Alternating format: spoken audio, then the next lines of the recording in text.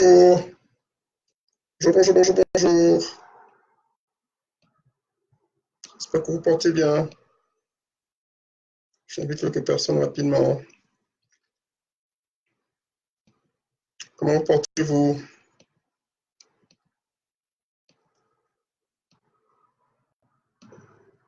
Bonjour. Comment était le week-end?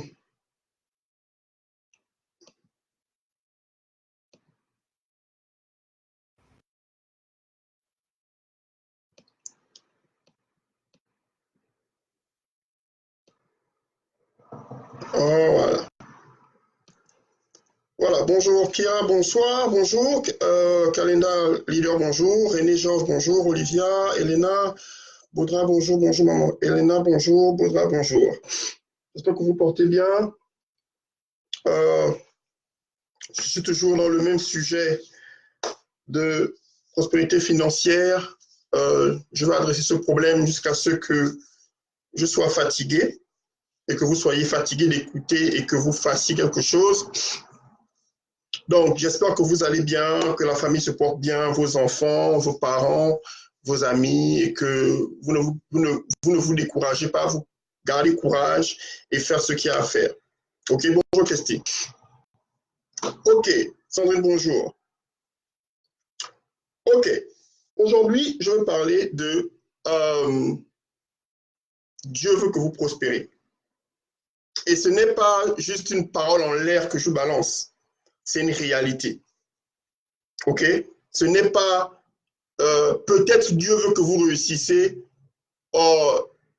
seulement dans la santé ou que Dieu veut seulement que vous réussissez seulement à l'école. Non. Dieu veut que vous réussissez dans tout ce que vous entreprenez. Dieu veut que vous prospérez dans tout ce que vous touchez. Ok?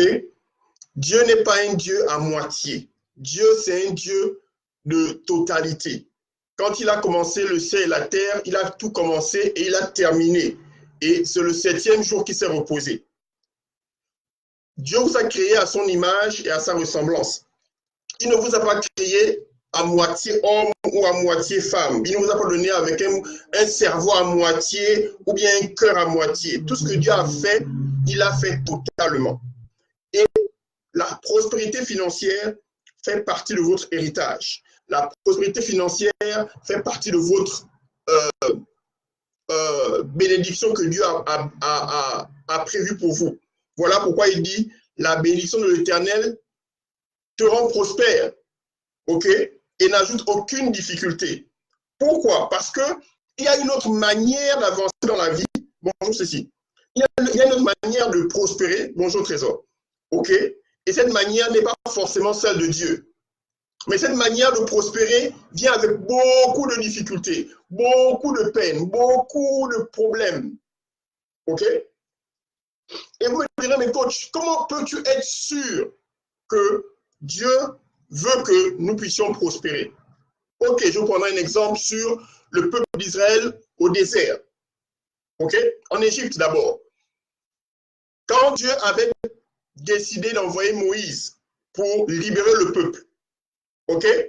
Qu'est-ce qu'il a dit? Il a dit, écoute Moïse, ne t'inquiète pas, je vais te libérer.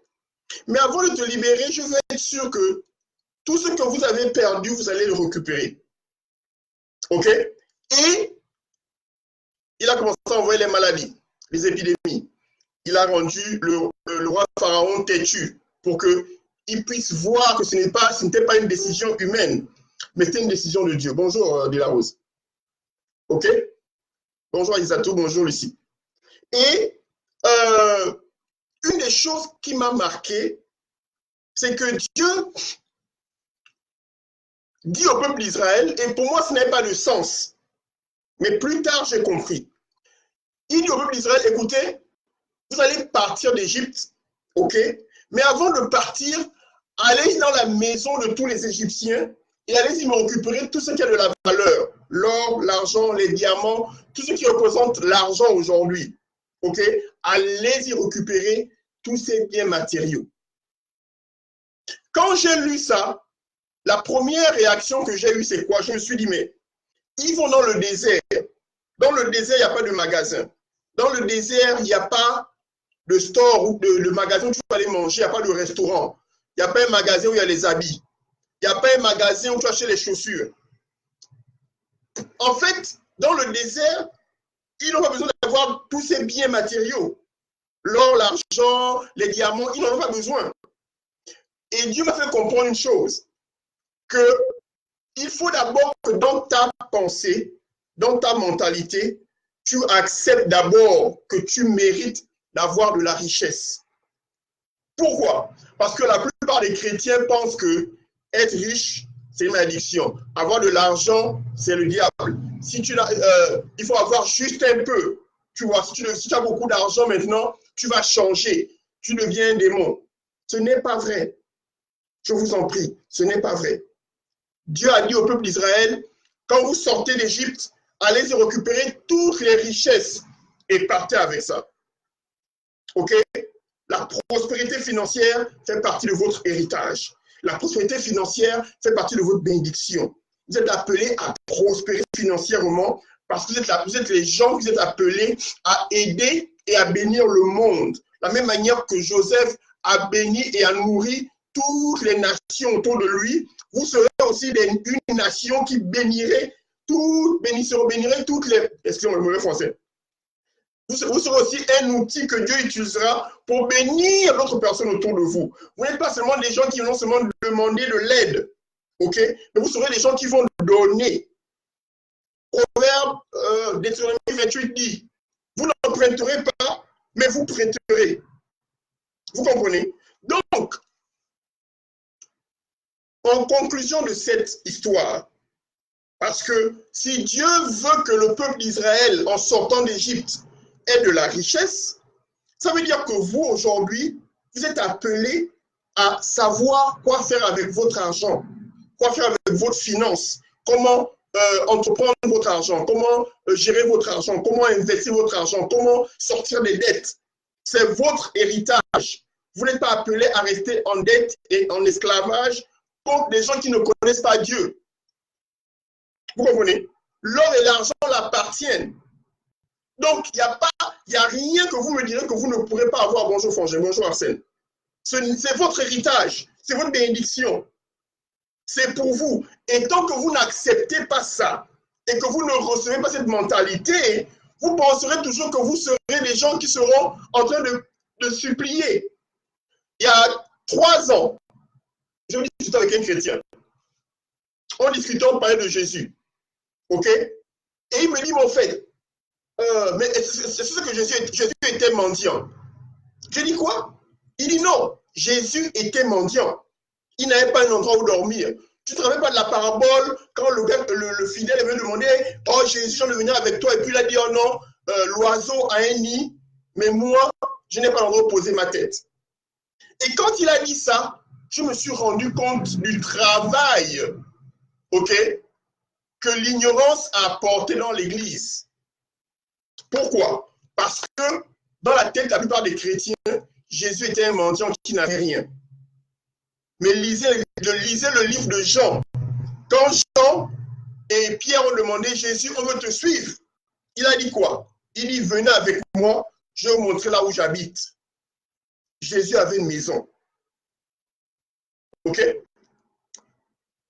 Je vous en prie, arrêtez de penser que si tu as de l'argent, tu vas devenir quelqu'un qu'on va condamner ou qu'on va juger. L'argent est neutre. L'argent est neutre. C'est ton cœur. Quand tu commences à mettre de l'amour, tu commences à aimer l'argent plus que Dieu, tu as un problème. Tu comprends? Tu n'es pas censé adorer l'argent. Tu adores Dieu. Dieu est en premier. Dieu est le roi. Dieu est la personne qui te donne cela. Voilà pourquoi les gens qui me disent aujourd'hui, oh mais non, dans la Bible, il n'y a pas de verset qui dit qu'il faut payer la dîme.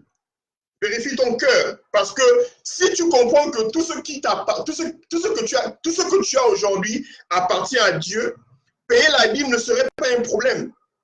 Payer la dîme ne serait pas un problème. Paye ta dîme à l'église, parce que c'est dans l'église où il y a le courant, il y a l'eau, il y a le climatiseur, il y a le chauffage, il y a Tu es à l'aise, tu as des belles chaises. Tu dois pouvoir soutenir l'église dans laquelle tu t'en vas écouter la parole. Vous comprenez? Ce n'est pas, oh non, le pasteur va manger mon argent. Le pasteur ne mange pas ton argent. L'argent que tu donnes, c'est pour Dieu. Ce n'est pas pour le pasteur. OK? C'est pour soutenir l'église, là où tu vas écouter la parole de Dieu, qui t'aide à rester en bonne santé, qui t'accorde la paix, qui te permet de te réveiller, de te dire que bon, ce matin, ça va aller, j'ai la santé, que les gens lèvent les bras pour toi et prient pour toi, pour tes problèmes. Il faut soutenir ces gens-là. L'ouvrier mérite son salaire. Les gens pensent toujours que les pasteurs n'ont rien à faire. Donc, oh, mais lui, on va encore payer la dîme là, il va encore bouffer mon argent. Garde ton argent, reste à la maison, il faut prier. Mais si tu vas dans une église et que tu as besoin qu'on prie pour toi, tu vas dans une église où on t'exhorte, on t'encourage, on te nourrit spirituellement, il faut les soutenir avec ton argent. Sinon, tu commences à servir l'argent et Dieu n'est plus là-dedans. Vous comprenez? Dieu n'est plus là-dedans parce que tu es en train de penser, oh non, ça c'est le diable. Tu es en train de jouer avec tes pensées.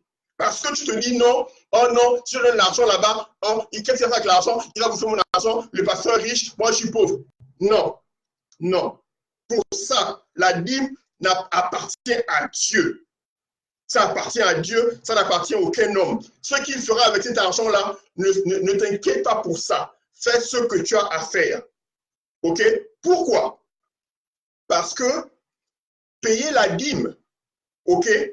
C'est pour montrer à Dieu, Seigneur, je te remercie pour ce que tu me donnes.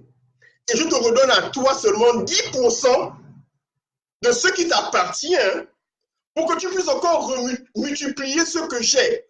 La dîme, c'est pour voir, c'est pour que Dieu te permet de te donner davantage. La dîme n'est que le grain. On ne mange pas le grain, on le sème. OK? Le grain, on le sème. Donc, quand tu payes ta dîme à l'église, qu'est-ce qui se passe? C'est quoi? Dieu utilise ces 10% pour les multiplier. Les multiplier. Vous comprenez? Mais, quand on vous dit, par exemple, écoutez, faites de l'entrepreneuriat ou faites des activités, des business ou vendez quelque chose. Pourquoi on vous dit ça? On vous dit ça parce que quand tu payes ta dîme, ce qui se passe, c'est quoi? Dieu bénit l'œuvre de tes mains. OK? Il bénit l'œuvre de tes mains. Quand tu as le boulot, tu travailles dans une compagnie. Quand tu payes la dîme, la bénédiction que tu reçois en payant la dîme fait en sorte que ton employeur, ton patron, son business prospère. OK? Je vous donne les secrets. Je donne un exemple simple. Joseph était esclave. La Bible dit, le Seigneur était avec Joseph. Et la bénédiction qui était sur Joseph avait affecté Potiphar. Vous comprenez? Elle avait affecté Potiphar tellement que Potiphar prospérait. Et quand il a vu la bénédiction qui était sur Joseph, il a dit, moi, je donne toi à Joseph. Gère ça là-bas, ton Dieu va me bénir parce que toi tu es béni. Donc, quand vous travaillez dans le boulot là, dites au patron, patron, tu prospères parce que moi je paye ma dîme. Parce que c'est la vérité. Voilà pourquoi on vous donne ce conseil. Quand vous avez un boulot, ce serait bien d'avoir une petite activité à côté. OK? Ou quand tu payes ta dîme, tu ouvres en fait le panier de tes mains pour que Dieu bénisse l'œuvre de tes mains. Tu peux prendre, commencer à faire des gâteaux et commencer à les vendre. Pourquoi? Parce que tu payes ta dîme, automatiquement, tu as activé la bénédiction à travers l'œuvre des activités que Dieu a mis dans tes mains. Je vous donne les secrets cadeaux pour que vous ne direz pas qu'on ne savait pas. Oh, coach, là, vous comprenez maintenant la différence entre l'emploi et avoir une activité. Il n'y a rien de mal à avoir de l'emploi. Mais il faudrait que tu aies quelque chose qui vienne de l'œuvre de tes mains. OK? Autre chose. Arrêtez de penser que quand vous voyez quelqu'un en train de faire quelque chose, oh, Dieu va seulement le bénir, lui, moi, il ne m'a pas encore béni. Non. Chacun a son temps. dans sa bénédiction. Chacun a son temps. De la même manière que même les jumeaux naissent avec 1 minute, 30 secondes, 5 minutes d'écart. Ton temps de bénédiction aussi dans les finances arrive. Arrête de te comparer aux autres. Arrête de demander toujours à Dieu, mais moi, mon temps arrive quand? Ton temps arrive. Mais il faudrait que tu poses une action. Tu dois poser une action. OK? Pose une action. Pose une action correspondante. Pourquoi? La dame, la veuve, le prophète allait la voir. Il lui a dit, hé, écoute, tu veux qu'on sorte de la famine? Oui. Laisse-moi manger d'abord en premier. Et voilà le problème. La plupart du temps, quand on dit aux gens, prenez, investissez dans la connaissance. Vous direz, ah, mais toi, tu as déjà. Ah, mais pourquoi il faut que je cherche ça chez toi? Écoute-moi. Il y a toujours une transaction dans tout ce qu'on fait. Il y a toujours un échange dans tout ce qu'on fait. Jésus a donné sa vie. Il s'est donné pour que vous ayez votre vie. Il a donné sa vie pour que nous soyons sauvés. Vous comprenez? Il y a toujours un échange qui se passe. Il n'y a rien pour rien. Vous comprenez? Donc, prenez votre temps de comprendre que votre temps arrive. Votre temps de prospérité est là. Mais vous devez poser une action. Le troisième point important que je veux que vous reteniez aujourd'hui, c'est quoi? Toute chose commence petit. OK? Toute chose commence petit. La Bible dit de ne jamais négliger les petits commencements. Pourquoi? Parce que quand on voit quelque chose de minuscule, on se dit, est-ce que vraiment ça va marcher? C'est comme ça que Dieu commence les choses. Dieu ne commence pas les choses quand c'est fini. Il commence les choses petites, minuscules. Autour de toi, les gens se disent, ah, ça ne marchera pas. Continue seulement. OK? Continue. Fais ce que tu as à faire. Et tu verras qu'il y a ta bénédiction, le temps de bénédiction que Dieu a prévu pour toi va venir. OK? Mais il faudrait que tu sortes des dettes. OK? Il faudrait que tu aies de l'information sur les finances. Il faudrait qu'on t'apprenne ça. Vous comprenez? Il faudrait que tu aies une connaissance. Pas seulement la connaissance générale. Il faudrait que tu ailles dans un endroit où on t'enseigne, tu t'asseyes et on te donne certaines informations, certaines révélations sur les finances. Il te faut ça. Sinon, ce serait facile et puis tout le monde, non. Il faut t'asseoir. Il faudrait t'inscrire quelque part. Il faudrait que tu prennes une formation, que tu achètes un livre, que tu te cultives par rapport à quelque chose. Vous comprenez? C'est une obligation pour toi-même. Je parlais ça à Success Academy la dernière fois. On discutait et je leur faisais comprendre l'analogie sur si par exemple mon fils veut avoir le permis de conduire. Et écoutez, il n'y a rien de mal à ce que mon fils veuille avoir le permis de conduire. OK? Le problème, c'est est-ce qu'il est qualifié pour avoir le permis de conduire? Il y a 4 conditions pour avoir un permis de conduire. Numéro 1, il faut avoir l'âge requis. OK? Aux États-Unis, c'est 16 ans, 15 ans. Dans d'autres pays, c'est 18 ans, 21 ans. Donc, il faut avoir l'âge requis pour avoir le permis de conduire. Numéro 2, il fallait qu'il ait la connaissance. Donc, qu'il étudie d'abord le livre, qu'il étudie le code de la route, qu'il sache ce que c'est. OK? C'est la deuxième condition. S'il n'a pas la connaissance requise, même s'il a l'âge, même si je peux l'acheter la voiture, s'il n'a pas la connaissance requise pour savoir comment être sur la route, même moi, je ne lui donnerai pas le permis de conduire. Pourquoi? Parce qu'il va aller tuer les gens. Ou il va aller mourir lui-même. Pourquoi? Il n'a pas la connaissance. Comment conduire? Comment il ne connaît pas? La troisième chose, c'est quoi?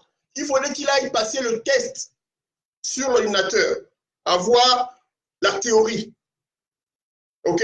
Il faut passer un test. Tu passes le test sur l'ordinateur pour être sûr que la connaissance que tu as requise correspond à ce que tu veux faire. OK? La quatrième chose, c'est quoi? C'est il faut passer le test sur la route. Donc, les gens de la conduite te feront passer un test et ils diront, voilà, tu peux maintenant conduire, voilà ces 4 conditions. Qu'est-ce que je veux dire par là? Je peux vous ouvrir les yeux pour que vous preniez conscience de la bénédiction que Dieu a prévue pour vous dans vos finances. Mais si vous n'avez pas la connaissance requise, ça ne changera pas. Vous pourrez prier pour ça. Pour que Seigneur, donne-moi les finances. Ok. Il va te dire, ok, il n'y a pas de problème. Le problème, c'est que on ne prie pas pour l'argent, mais Dieu te donnera une idée, une révélation pour que tu fasses quelque chose. Tu comprends? Et il faudrait que cette connaissance-là, tu puisses l'essayer. Mais si tu as la connaissance et tu ne l'appliques pas, ça ne marchera pas. Ok? Ça ne marchera pas. Écoutez, j'ai beaucoup parlé aujourd'hui, ça fait 20 minutes. Venez vous inscrire à l'atelier. C'est la 2e édition, c'est du 12 au 14. Ok? Ça changera votre vie. Ça changera votre vie. Vous apprendrez pourquoi l'argent, on n'y s'y attache pas. Parce que l'argent elle-même n'a pas de valeur. Mais avoir des atouts, c'est important. Sortir des dettes, on en parlera. Ok? Gestion des finances, on en parlera. Investissement, on en parlera. Comment faire de l'argent en dormant? Ça, c'est vraiment la clé de la liberté financière, de la prospérité. Je vous dis, avoir de la richesse, c'est être capable de ne pas trembler quand le 5 arrive. De ne pas trembler parce qu'il faut payer une facture de courant. Ok? De ne pas trembler parce que ton fils a dit, oh, maman, j'ai besoin de chaussures. Quand tu es une femme qui est célibataire, tu as ton enfant, tu as 1, 2 enfants, tu n'as pas d'excuse pour ne pas venir à l'atelier. Si tu es célibataire, écoutez-moi bien, si tu es une femme célibataire, tu n'as pas d'excuse. Parce que le prix que je vous donne, c'est cadeau. Il y a Dieu. Seigneur, pourquoi tu me fais ça? La femme, la veuve, elle était célibataire. Elle avait ses enfants. Elle était endettée. Elle était prête à perdre ses enfants. Elle a appelé le prophète. Elle a appelé l'homme de Dieu. L'homme de Dieu lui a dit, viens, je vais te former. Est-ce que vous comprenez? Il lui a dit, fais ça, fais ça, fais ça, fais ça, fais ça. Elle est sortie des dettes. Et je vous promets qu'elle était en train de prier, Seigneur, je veux sortir des dettes. Seigneur, c'est dur, c'est compliqué. Mais elle a eu la présence d'esprit de dire, je vais contacter cette personne et cette personne va m'aider. On ne fait jamais des choses tout seul. J'ai eu des gens qui m'ont coaché, j'ai eu des gens qui ont des informations et aujourd'hui, je vais vous le donner. Vous comprenez? On ne fait rien tout seul. On a toujours besoin de quelqu'un. Quand ma voiture tombe en panne, je ne la répare pas. Je vais chez le mécanicien la répare. Vous comprenez? Donc, écoutez, inscrivez-vous, contactez-moi, on va discuter. S'il y a 1 ou 2 questions, je la prends rapidement sur les finances. S'il y a des questions sur la formation, il n'y a pas de problème. OK? Donc, je vous écoute. Je mettrai le lien, après ce live, je mettrai le lien là-dessus.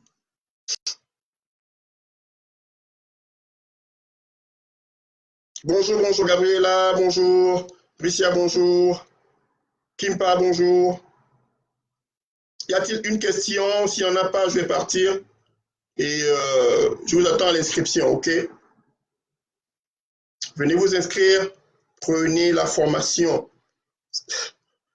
Prenez-la.